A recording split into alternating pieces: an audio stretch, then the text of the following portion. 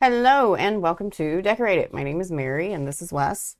And tonight's episode is episode 54. We're talking about decorating fly rods. Just let Time to ruffle some feathers. Your cheeky little grin as soon as we start this. We haven't touched base on fly rods. Just little conversations here and there during this because it's probably one of the hardest builds to actually decorate. Simply because there's so many rules and purists and things that you have to take into account in regards to making sure the performance of the rod stays completely and utterly intact. But there are some exceptions when it comes to that. There are. And fly rods range from 0 weights all the way up to, 14? 14 is what's recognized by the Fly Trade Association, but they go up to an 18 as far as availability. Which makes me wonder why they don't recognize those last 4. Because a 14 and 15 does almost the same as 16, 18. But once you get to 16, 18... basically the same. You might as well just be using heavy gear. Right? For the purists that are going to be kind of coming in to watch what's going on, we're sorry ahead of time. We know. I'm not. We know. We know that there's a group that completely and utterly believes that there should not be anything on a fly rod other than just a couple turns of like a colored thread with like clear guide wraps and maybe a feather inlay. Yep. Depending on the weight. Yep. And I would almost agree with that up to a certain weight. Now, it does depend on the weight. Like, I'm not going to try to put a wrap or anything crazy on like a 0 to 5, in my opinion. Okay.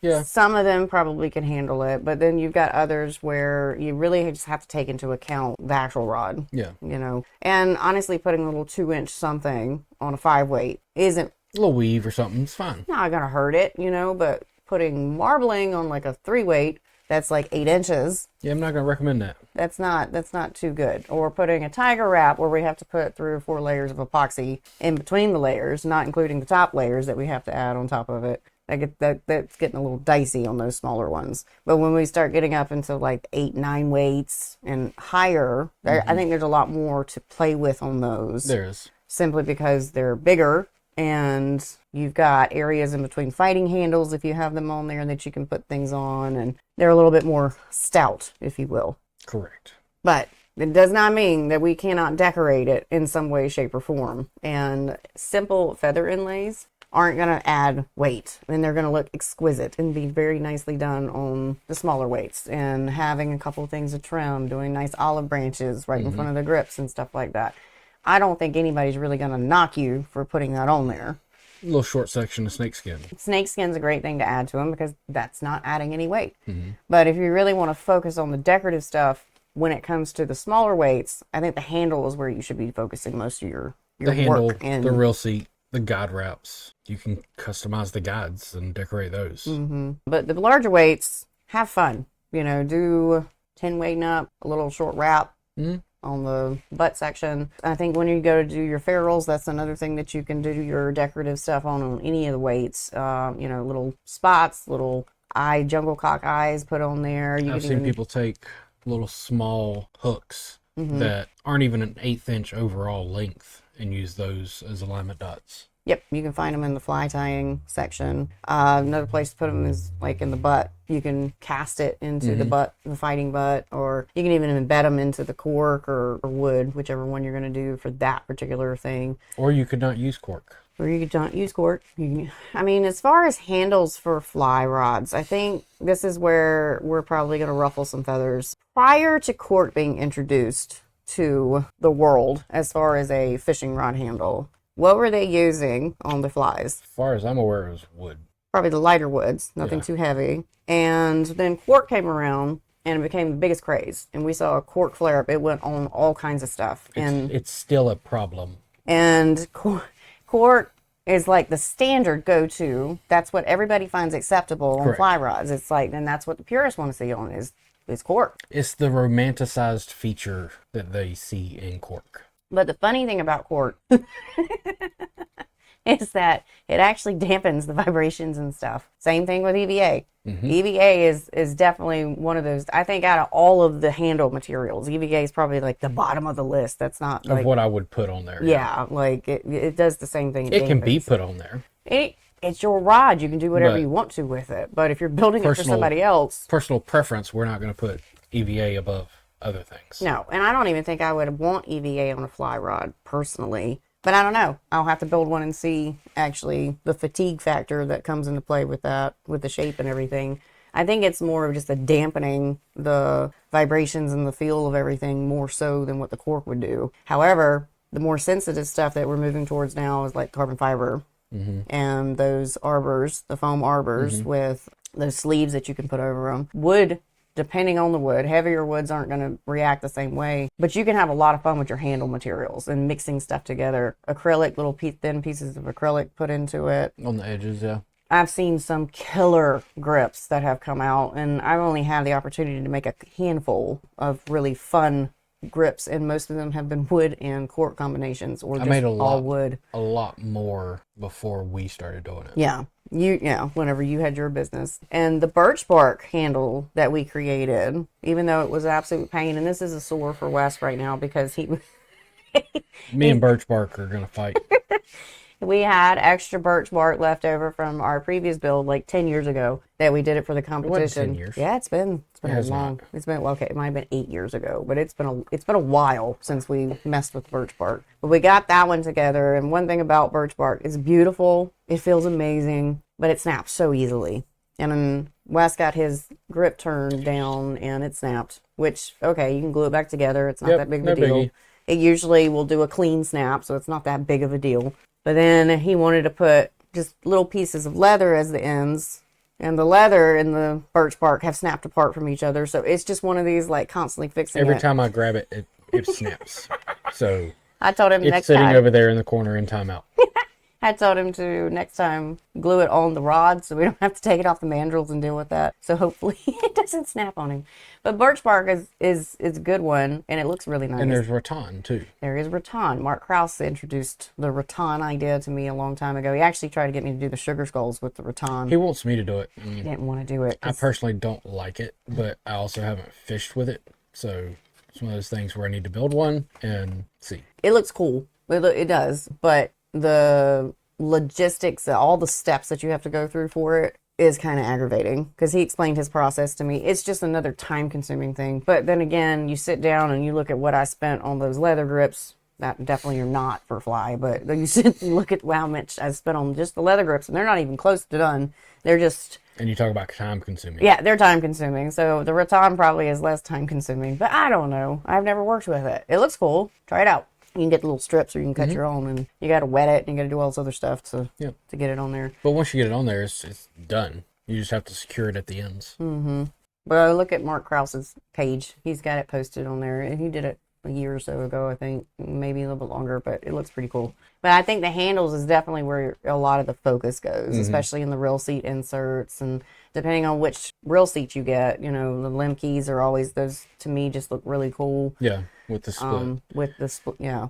And a lot of companies that make fly rail seats are offering different and varieties of inserts for their seats. So yeah, even Mudhole's got, they've got wood available now. They've got carbon fiber available now. They've got painted ones. They've got a bunch of different looking ones. And then obviously if you step outside and you go to Ron Weber, who's with Lemke. He does Lemke real seats. He's got all the stabilized woods and regular woods and acrylics and all sorts of stuff. And you can take gorgeous. Those pre-made seats and cut out the inserts if you want to. And do your own. Do new ones. So. But as far as things that you can add to the actual blanket itself, I feel a safe thing without ruffling too many of the online public's personal opinions about stuff. Snakeskin's good. Feathers are good. I don't think anybody's really going to harp on anybody about adding either one of those to anything. I mean, Short wraps. It's all based on the amount that you do. Yeah, it's the If length. you take 12 inches of snakeskin and put it on a 5 weight, I'm going to have a problem with it. I'm just being honest. But you do 2, 3, 4, 5 inches on a 5 weight. Go for it. Or you go to a 10 weight or 12 weight, and then you can actually do pretty much that whole back section. Yep. Up until we're allowing yourself to have the ferrule stretch over time, have some movement there. Don't butt it all the way up to the ferrule. Give it at least, an inch, 2 inches of room. Once you get to where you're questioning adding a second fighting grip, you can decorate just about any part of that. Yeah. And I liked that build. I thought that was, it's a lot bigger. So wrapping the tip guides wasn't as much of a pain as it is wrapping the runners on 2 weight that you did. I don't even want to talk about that. It was a nightmare. I hate wrapping guides to begin with, and then tiny little ones. The brook trout, that was a little... Is that a 2 or a 3? That was a 3-way. And all I did, the entire focus for that entire thing was the grip. Now, we also took it a step further. Per the customer's request, he wanted the spots on the guides too. Not that big of a deal because we just put down a base layer, which was a green that matched the blank. And then I just painted with the acrylic paint pens on top of the a single layer of epoxy on the guides. Put it on there. Yeah, 1 or 2 layers. And then put the epoxy over top of it once everything dried. And that build in particular, it's one of my favorite ones I've done. I like that one a lot. The theme tied together. There was no crazy thread work on it. There was no crazy anything else on it. It was just focused on the grip and focused on the guide wraps for everything to kind of blend together. And some of the more, I've only done 2 technically traditional ones, and they both have had some sort of feather inlay on them, more focused on the grip aspect of it, and then everything else just kind of very simple, clean all the way out. I don't do the clear wraps because I have not mastered that yet.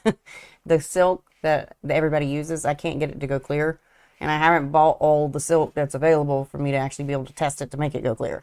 But some of the snazziest looking wraps, I think, for those guides is to have a single trim of one color and the rest of it clear, so you see the guide foot all the way through it. Yep. And you can do that single trim at the beginning of the wrap down where the foot is non-existent, or in the middle, or wherever. And a little trick to that. A lot of people were doing those because if you pull the tags under the silk, you're going to see the tag whenever it goes clear. So a lot of people were doing those, what they call it, hitch knots. Yeah, I think it's a hitch knot. And you have a little knot, but it kind of just pulls it under yourself, and then you cut on this end, so you end up with a single inlay. But somebody was telling us that they don't even do that when they go to put their little line of color. They're actually using a permanent marker. I was silver, black, whatever color you want, they just and they just paint it on there, and then you have no tags. You don't have to deal with the hassle of that nail knot. It's a nail knot. Nail knot coming out. You don't have to worry about it coming loose, because mine would always just all over the place. You don't have to put a dab of the super glue. You don't have to put a dab of super glue. I'm trying to think of what's under there. I'm like, what is that called? They don't have to put super glue on it. I don't like putting super glue on thread because mine always turns white. Yeah. You can't ever get it to go away. Now, another thing you can do, they sell small, very thin strips of metallic colors.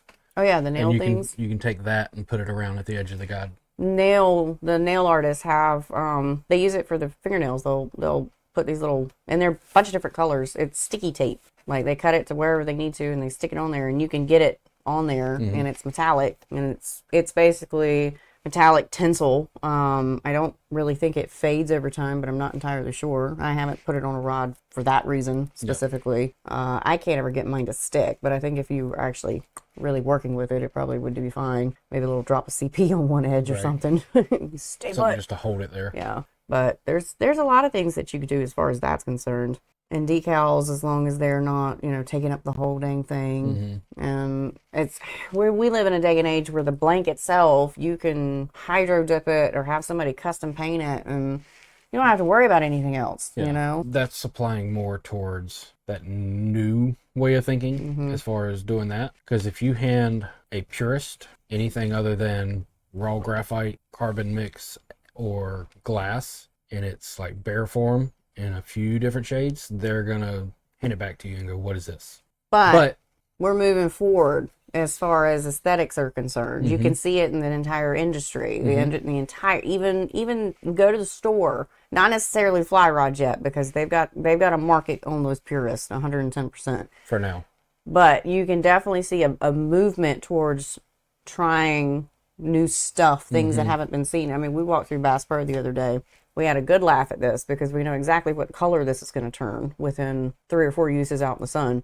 But they're putting, some companies are putting clear real seats on the blanks. It's going to turn a nasty orange amber color. But you start looking at the fly section and you're starting to see, even in the production rods, they're adding in the burls. They're adding in little trims. They're doing stuff that they weren't doing, years prior. So you can definitely see where the decorative aspects are starting to kind of, they're like, okay, the rod builders. Because if you guys didn't know it, the rod building companies, the production companies, they look at what the rod builders are doing and try to mimic it and make as much money off of it in a simpler version. That's the reason why you see a lot of wraps on production rods now. Open chevrons and things of that nature, because they're like, okay, well, they're selling them at that. Let's see if we can get it, add a little more bottom line. Yeah, and pay somebody to knock out like 30 of these in an hour. I don't know how, with machines or whatever they're doing. Or hell, they're even printing the stickers. Just stickers that look like the decorative stuff now. But a lot of them are going towards hydro dipping things, so they don't have to worry about that. They just have the blank that's screaming everything, and everything else is basic. But I think the shift towards trying to customize it more is starting to take hold, especially with the younger generations, because they want stuff that looks different. Yeah.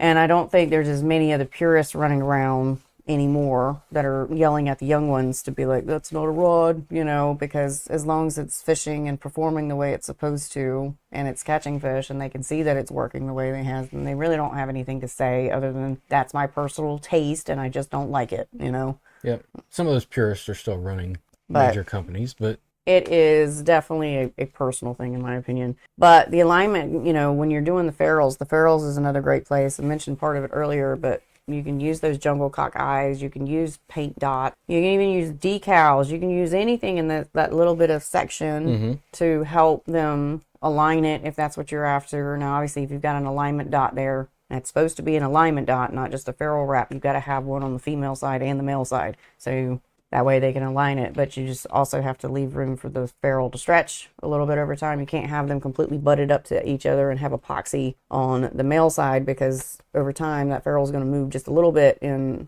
as it comes loose, it's going to whoop, and you're going to lose it when you go to cast it. So you have to back it up a little bit. And let's see, you can even use some of those nail decals. Go to Hobby Lobby or Michael's and find stickers. I have that whole thing of calligraphy there for scrapbooks, and you can cut them however you need to. You can get smaller ones, you can get bigger ones. You can walk that whole sticker aisle, and as long as it's pretty much a flat sticker, you're not gonna have any dramas putting epoxy over it. Only thing you have to watch out for is just making sure the edges don't curl, because that's a thing, unfortunately. The nail decal stuff, like they've got stickers, they've got the little strips that we were talking about. You can do all kinds of things with that.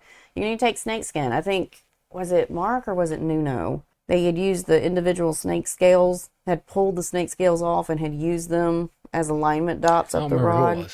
I can't remember if it was Nuno or if it was Mark, but pulled the individual snakeskin scales off of the skin and had put them on the ferrule wraps and also the guide wraps going up the blank. And that's not adding weight. So you do have to meet what your customers are wanting. And obviously not everyone's going to be coming to you with I want a crazy wild looking thing. But you can also incorporate some of the color palette with also looking outside into different things like snakeskin, decals, the nail stuff, even paints. The acrylic paint pens have become my favorite thing to do for guide wraps. I just did camo for one. That was fun. And it blended that whole thing together. And it's just paint. I'm not adding weight to that. Right. What are some things that definitely should not be done as far as a fly rod's concerned? And it can be weight specific. Double foot ringed guides the entire way. If you put too heavy of guides on a fly rod, what is that going to do to it? It slows the action down. It goes so woo. It's my favorite cut from one of our podcasts. It's a woo. So you have to watch, especially on the lighter sides. You don't want to do anything that will modify the action more than you're already modifying it. Obviously, the blank's going to act differently once you put guides on it, but you don't want to change it because you changed extreme the type of guides you're putting. Right. So like your standard snake foots or single foot wires, or you can run single foot ringed guides on some of these, but you don't want to be throwing double foot ring guides all the way on any of them. No, even what was that we built? That was a 10? 12. That 12 weight. We had singles up towards the tip. We did ringed guides the entire way, but the first 2 or 3 Had were double foot, and then it went to singles the rest of the way. Yeah. But even those singles were, 6s, weren't they? I want to say they were 8s. They were 8s or needle. 6s. They were enough to make me mad wrapping them because I want to say they were 8s though, because we needed to make sure that the knot clearance went through it. yeah. But we built that for technically tarpon, that kind of style. Yeah, Jared, it goes a woo. Yeah. Ooh. That's how we're always going to describe it from now on. It's Like, always it's going to be a woo. But think of it as like vibrations on the rod. When that Yeah. rod is casted, you want it to, there's different applications, but you want it to go where you put it and recover very close to that same spot. Adding more weight, it's going to keep bouncing. Well, your line's not going to load and unfurl. I'm trying like to it's use as supposed simple of to. terms as possible. You know, you watch these guys that are casting, and by no means, I'm not going to sit here and tell you I know how to cast a fly rod, because I sure as hell don't. I would be spending a good 2 hours trying to practice it, but I've sat there and watched them on TV presentations, and I'm watching that line just, and it looks like a freaking dance, you know, it's just like, you know, and I'm like, I got mad respect for y'all, because you got to practice how to do that, and if you take away from how that rod is supposed to recover and get the line out there, like, I can imagine how that would affect the cast, because you have to load, like, how much line are they loading at once? It's a good bit.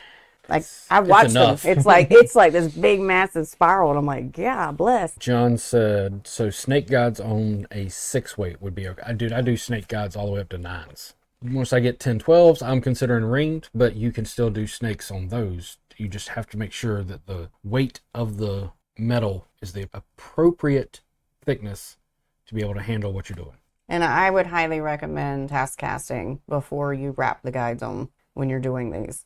Zip tie them on there, double zip tie them on there so they can't come out. Take it out somewhere, cast it, you know, and that's just to make sure, one, you didn't get too heavy your guides. You get all your clearance for the knots and all those other stuff, and you can make sure that everything's performing the way it's supposed to. And obviously, once you get epoxy on there, it's going to be a little bit different, but it should be similar enough that it's not like this big, you go take it out after you've got everything wrapped and it's finished and it's a whoop.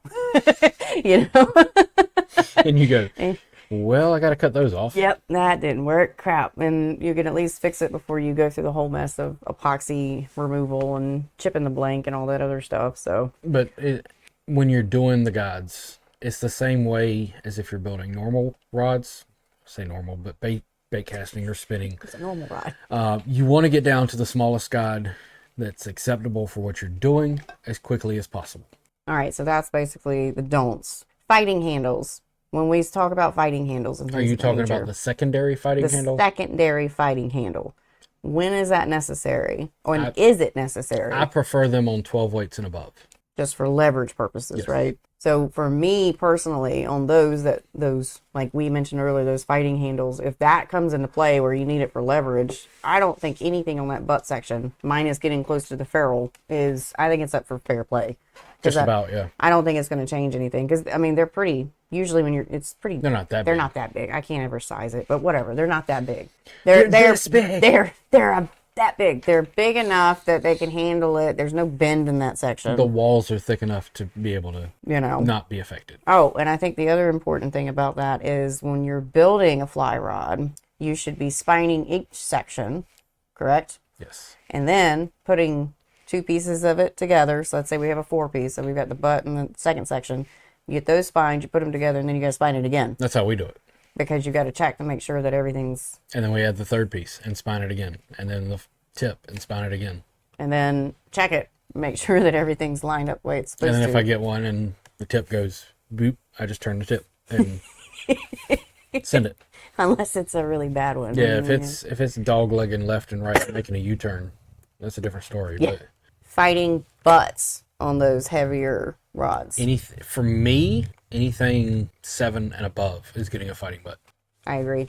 Customflygrips.com has a bunch of templates that Yep. you can print out, and you can use them to make your grips and stuff. And I have personally gotten into some debates with some of my favorite people about how long some of these grips are supposed to be, because the standard like full wells is 7 inches ish, not even quite. I like 7.5. But then you look at the book and it says like 7 inches, and then you get somebody else telling, well, it's supposed to be 6. Well, now it's supposed to be 8, and you're going, this is where it gets confusing for people that are learning how to build them. Because if you look at other rods that are in production, right, we got to look at the kits, like Mudholes kits and stuff. Now, it's not a full wells that's on that kit. It's more of a cigar shape. Most of them are half wells. That's a very long grip in that picture. That's got to be at least 8 inches. Oh, it looks like it's that long. It does. I mean, we'll see it tonight because some of that's going to be our product. Don't take that out of your head right now. Take it out of your head right now. But it looks like it's longer than 7 or 8 inches. It's honestly probably 7.5. Do you think that there is, now, obviously this depends on the customer's hands and height and preference and stuff of that nature, but do you think there's a standard size for how long that these grips should be as far as like the foregrip is concerned? Our standard? Not ours, just do you think there's a general, or do you just, hey, I just know what I do? A full wells, in my opinion, a full wells grip should be 7.25 or 7.5. A half wells should be 7.25, and a cigar should be 6.5 to 7. Is there anything that's going to be longer than that 7 and something Not for me. on any size of these? Because if I need to go longer than that, you need a fighting. I'm going to start looking into a fighting grip, because I'm going to be at that 10, 12, 14, 16 range. And that fighting grip is only like 4 or 5 inches long, right? It's just enough to grab like 6 inches. And I always size ours to their hands and stuff, so I make sure that they've got. We enough make them room. measure it. Yeah, So I will tell them, I need you to close your hand and not make a fist, but take your fingers and touch your palm. And I need you to measure from where the longest finger touches to the tip of the longest finger. So, and then that's going to tell me what size I need on the middle of the grip for it to be comfortable for them.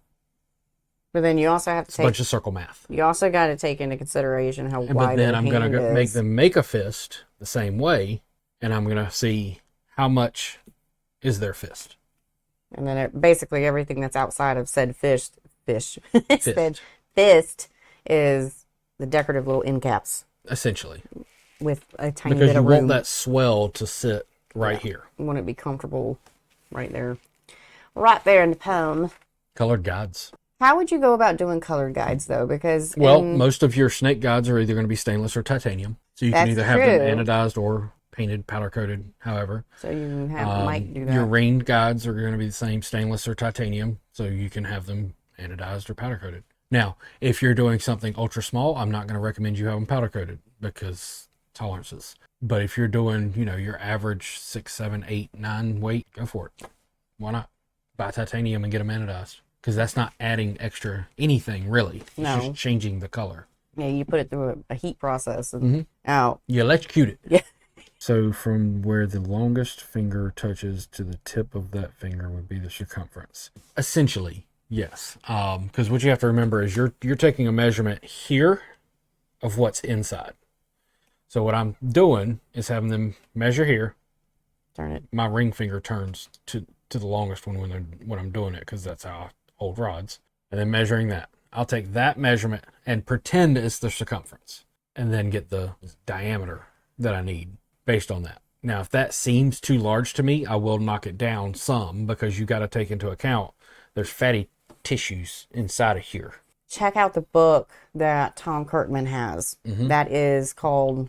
It's Rod Handle Ergonomics. Yeah, like just Basically. get that book, because it explains how you're supposed to measure, what to take into consideration, and it's just a little book. I think he has it listed on Rod Maker. But that's why it's always best to have them check their rods that they have and find what the most comfortable one is and get that diameter. And if they say, hey, I've always thought this was a little too small, take that into account. So you can go on rodmakermagazine.com and look up Fishing Rod Ergonomics by Tom Kirkman. It's $17.95, and it goes through all of the measurements of how you're supposed to to fit these things to each customer's hands.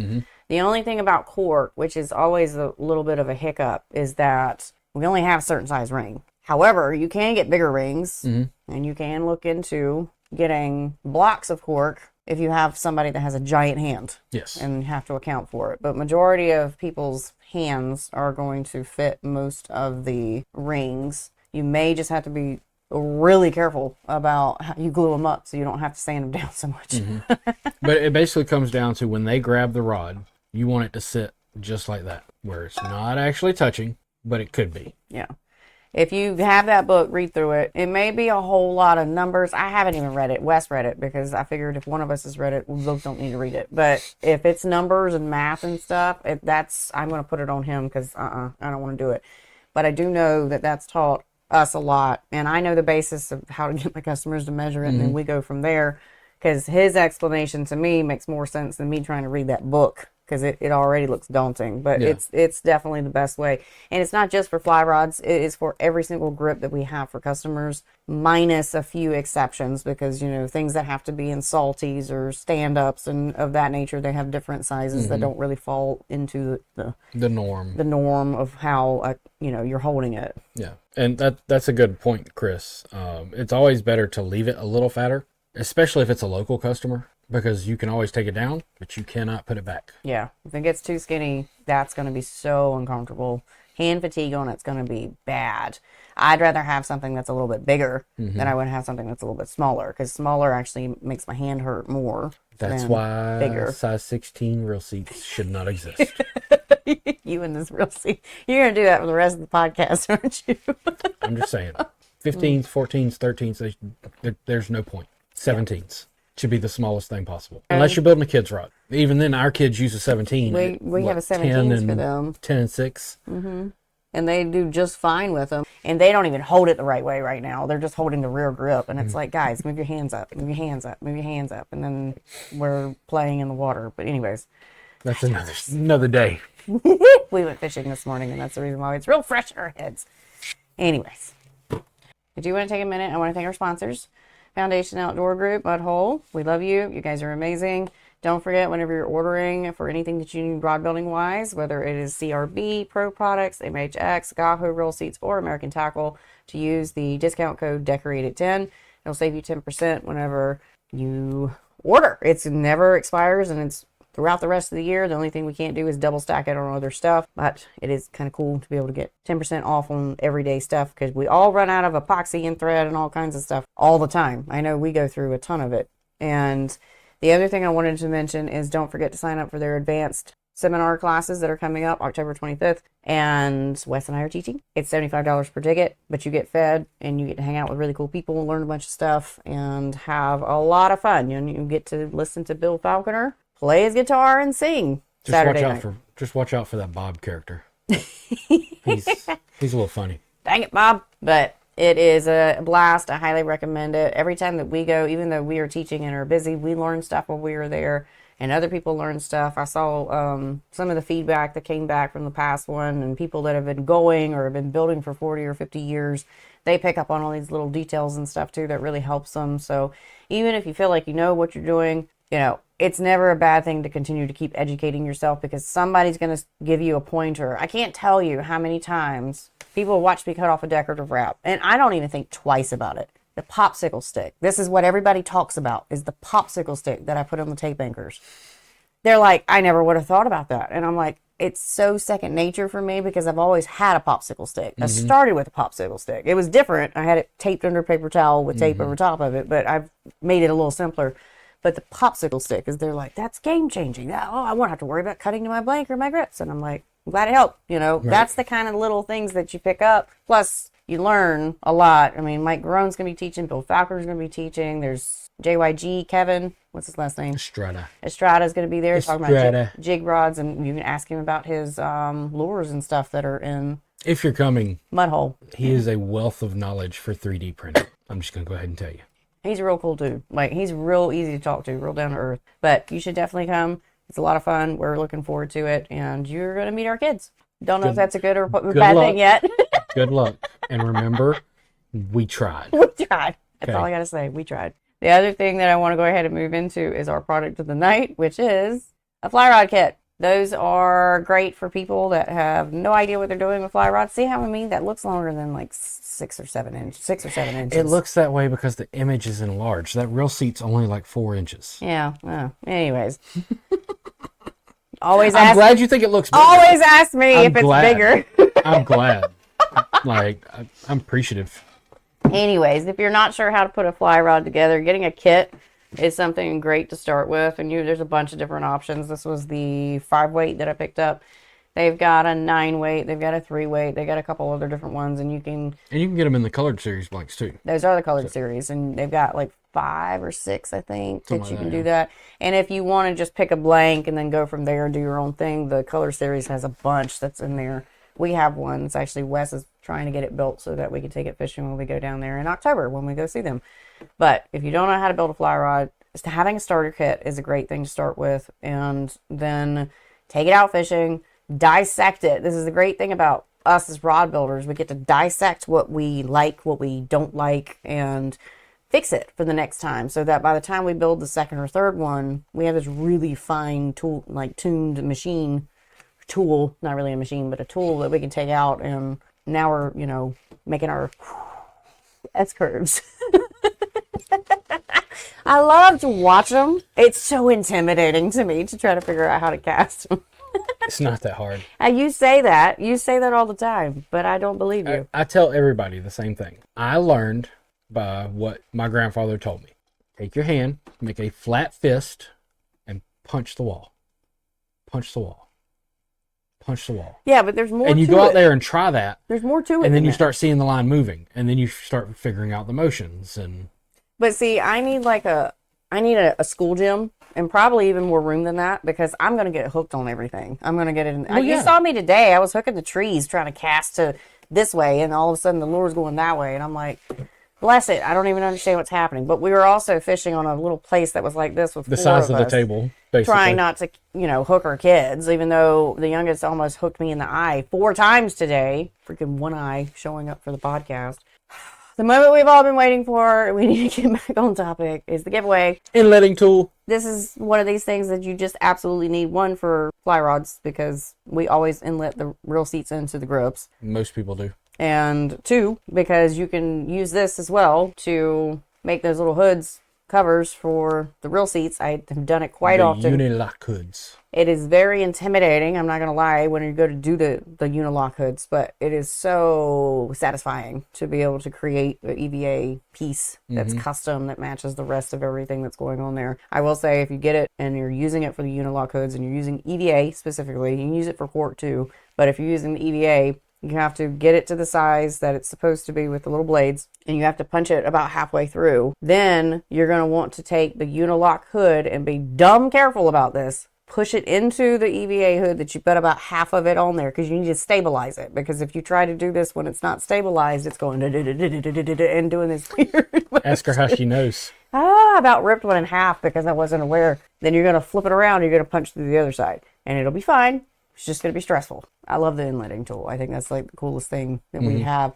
I will also say that when you're doing fly builds or 2-piece blanks, anything that you got multiple ferrules, getting the blank extenders is a must as well, so that you don't have to put the entire 9-foot or whatever length of rod together to wrap ferrules or anything. You can go piece by piece. Especially if you have a smaller shop that you're working in. We have one that we have a max of 12 foot, not quite even, that we could put it on. And then we got another one that we could have it all the way out to the middle if we needed to. But most people don't have a 2-car garage they're working in. Either they're working in their dining room or their kitchen or a spare bedroom or something, or even a smaller shop. And 8 foot's about the max for most people. And having those blank extenders is key. But anyways, for the giveaway for the inletting tool, what question do they need to answer? What is the most popular length and weight fly rod sold in the world? Duncan. Duncan again.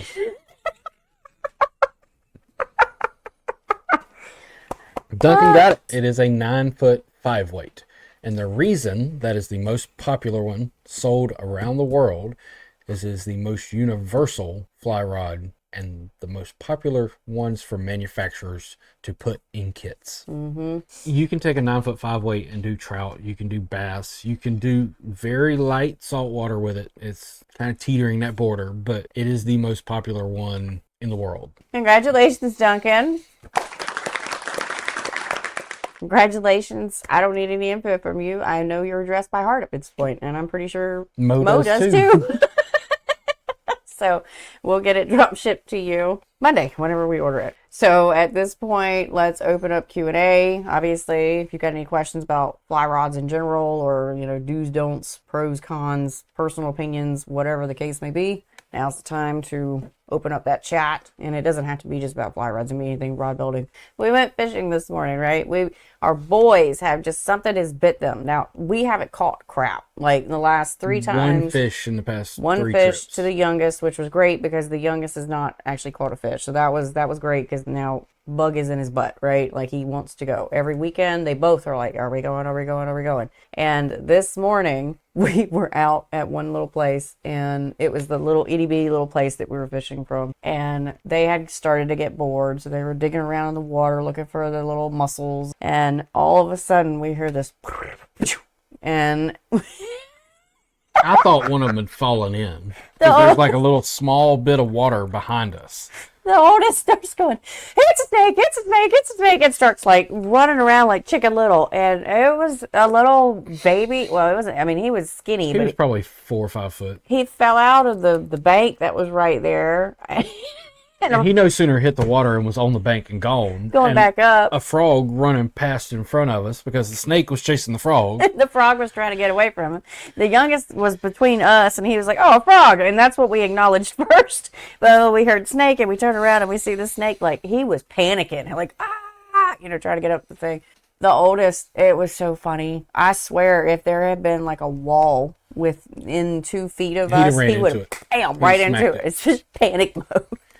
What Chris is asking, what small reamer do you recommend? Broke a fiberglass reamer and a cork handle this morning. I recommend not using the small reamer. We have them. I melt them. She doesn't. I go really, really slow. I recommend drilling it out backwards, if that makes sense, and not using the small reamer and go to the next size. The smallest reamer, so be honest, I broke it like 2 times. All right. I broken a few. The smallest reamer heats up the fastest, and you really have to go super slow. I know it sucks because I was reaming. I was going through 4 or 5 different sizes because I didn't drill it out prior, but I would see it starting to, you see it start to smoke. You see the smoke, you set it down. Let it just be. You pull the grip out, you let them both cool down, you go do something, you come back, you do it again. I told him I would like to get another set so that I could have 2 drills going, so I could ream. That one gets hot. Small, go to the next. Ream. That one gets hot. Ream. So I don't feel like I'm wasting so much time. I don't hand turn them either. I don't have the patience for that. Oh my Lord. I use a drill. Yeah. But you start to smell it. You'll smell the heat. It doesn't matter if you're doing EVA. It don't matter if you're doing cork or wood. You start to smell that heat. You smell the heat or you see the smoke, stop. Let it cool down. Otherwise, you're going to melt it. And I will say the smallest one gets melted all the time. But if you can, bore it out. Drill it out. Do whatever you can to get it off of that smallest reamer because you're going to melt it. Duncan said, I see your and my sponsors have announced the rod building competition. Any details about it? I know it's off topic. I feel like you are sponsored by them at this point. I don't know all the specifics, but I'm just going to go out on a limb here and say it's basically the same rules that have been for the last time. The only thing that's changed is you can actually turn it in a little later than the ICRBE because you can send it straight to Mudhole up until March 4th. Yeah, I'm pretty sure it's going to be a mystery blank. They're going to ask you to build it. You're going to have to make sure it performs, and then pretty much past that, it's whatever you want to do. It's going to get critiqued on its performance, on how it feels, how it looks, how it handles, and the overall flow of it, along with the, where the proper components ordered for it. So you're going to get the technical side of it along with the decorative side of it, and that's going to be how it gets judged. But you do get a later one, so you can bring it to the ICRBE if you're coming there, or you can have it shipped to them by the 4th of March. Duncan said, do you have to keep the roll seat all the way at the base of the rod? I'm assuming you're talking about fly rods, and yes. Otherwise, it's not a fly rod, it becomes more of a spay rod. which is still a form of fly fishing, but It's different. you're getting into a different casting technique and different styles. And how's the tiger going, Duncan asked? It's still sitting in the corner waiting on me In to the same touch it spot again. it's been, because we have had an influx of things to do that I'm looking around the shop at. I know I said this last time, but now that I'm at the point where I'm cutting a whole bunch of EVA for grips orders and also our customers, that wrap's done. Nothing else can move forward until I get the grips done. So while I'm waiting on coats of contact cement to dry with this stuff, I am going to be making an effort to do that and to do a sample. I know what that one's going to look like. I'm going to come back and do another test, and I am going to go ahead and just say right now that by the next podcast, it will be the next series of the Built to Cast, because it's been way too long in between, and I can test to make sure it's going to work and have it done within 2 weeks. I should be able to go. So I get the next podcast off? No, you don't get the next. I'm going fishing. Off. No. See, this is what I'm dealing with now, because he's caught up. You're not caught up, because as soon as that dries tomorrow, you get to do epoxy, and then you get guides to wrap. Because I already know what I'm doing on so that. I'm done after tomorrow again. No. Shut up. Try a 3-thread tiger in your colors. I did 4, but I have 2 blues. 2 similar blues. One's a little bit lighter, one's a little bit darker. I tell you, 3 threads pulling at the same time versus 4 would probably be a hell of a lot easier. Because those 4 threads trying to lay them down, my eyes were crossed. I don't know how people do them all the time. There's certain things that bug me, and having those solid bands together, running that, it was, Ooh, you got some acrylic pens in today. You're gonna have a lot of fun with those. When I bought mine, it was strictly for the graffiti project, and then also trying to figure out how to paint cork. That's what they were. They were bought for the graffiti project, and then I said, I wonder if I can use these to paint the cork. So they have become like the most used tool in the shop, between being able to paint on straight to a blank, painting guide wraps, painting cork, and you can also use them to, write with if you get small enough tips. Thank you, Greg. I was pretty proud of the lion. I'm not gonna lie. That second lion, I told Wes that hopefully we can hand deliver these rods, because there's 3 of them, and I don't really trust this. I mean, especially after the last shipment we just did, they took the end caps off the dang thing and shipped it completely, just no end caps on the blanks. I did not call to complain, because I thought about it in hindsight, and I was like, you know what? Next time I don't want them to crack my stuff in half. I'm just not going to use UPS to do that ever again. I don't care if they've got a better price, but I'm going to request that we either meet or we can hand deliver them somewhere, because these are going to be really nice rods when we get done with them. I don't want a chance of them getting broke. I don't want to risk it. Because if I have to redo this entire build again. So, we'll see. But I would love to get an actual in-person reaction if we can. You'll be able to paint with those. If you've got good ones, you'll be able to paint either straight to the blank, on thread. You're going to want, if you don't want it to bleed into your actual thread, put a layer of epoxy in between. You need it to be smooth. So you might have to do 1 or 2 thin coats. You don't want the texture of the thread, or your paint design is going to have that, it's going to look like a rumble strip. So you have to make sure it's smooth. We usually do it right before the last coat. But I love those paint pens. And the great thing about it is if you screw up, you can just wipe it back off with isopropyl. Now, the isopropyl will do a little bit of funky to the epoxy, but not too much. Just don't use acetone. Acetone will eat into the epoxy, and then you'll have to wait for it to dry, or depending on how hard you scrub it to get it off, it may start to take it off. But always, always, always with the acrylic paint pens, have a white base so that the colors actually show through, unless you want them to darken. There's so many different brands of them. I got real lucky with the 2 that I just randomly picked off of Amazon. I can't speak for any of the other hundreds that are out there, so you're really just going to have to sit down and test it. Sort by reviews, 4-star and up. People that are doing it on canvases, or they're doing it on paper, like, that's different. That's 90% of who's going to put the reviews. Rod builders are using this completely outside the box. Yeah, but you're at least going to get something quality. But Posco ones are supposed to be the best of the best, but their tips are too fat.